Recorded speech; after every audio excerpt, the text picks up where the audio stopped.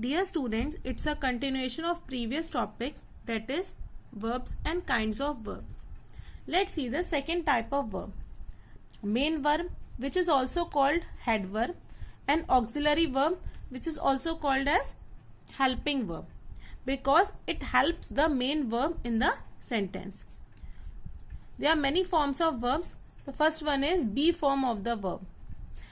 Be form of the verb tells us about the tense used in the sentence. As you all know, there are three types of tense: present tense, past tense and future tense. So the be form of the verb helps us to know the tense. Let's see first example. Rahul is playing now. In this sentence, Rahul is a subject, is helping verb or auxiliary verb, we can say, playing main verb. So here be form of the verb tells us about the tense in this sentence.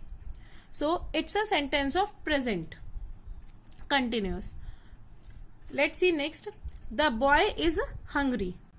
In this sentence, the boy, the subject, and is act as a main verb in the sentence. Why? Because here the verb is states or expresses about the boy, because it expresses the situation about the boy.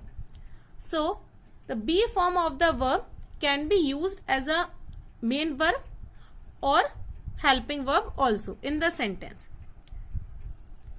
Here these are the forms of verb be: is, are, am, was, were, be, been and being. Be act as a main verb and helping verb too.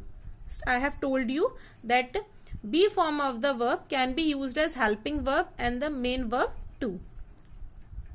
For example, Zoya is dancing on stage. In this sentence, Zoya is a subject, is helping verb and dancing main verb on stage. So in this sentence, be form of the verb act as a helping verb, and in the previous sentence, the be form of the verb act as a main verb. Let's see another example. People were watching the magician. So people subject, were helping verb, watching main verb and the magician object. So in this sentence also, be form of the verb act as helping verb and when the main verb is given, and helping verb helps the main verb in the sentence, and which tells us about the tense in the sentence. Let's see the next form of the verb, that is have form.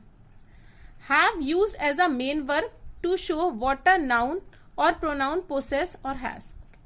Have act as a main verb in the sentence. These are the forms of the verb have, that is have, has and had. For example, a car has 4 wheels. In this sentence, a car is a subject, has act as a main verb in the sentence. In this, the verb has tells what belongs to the subject, that is car. Let's see next. We have a small house. In this sentence, we, the subject, have main verb, and have tells us what belongs to we, means it tells us the possession, or we can say it, we owe a small house. It tells us the ownership of things. So its forms of verbs have, has and had.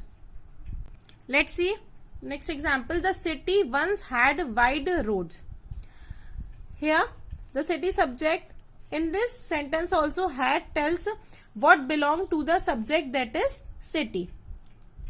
So it connects the subject to the predicate of the sentence, that is wide road.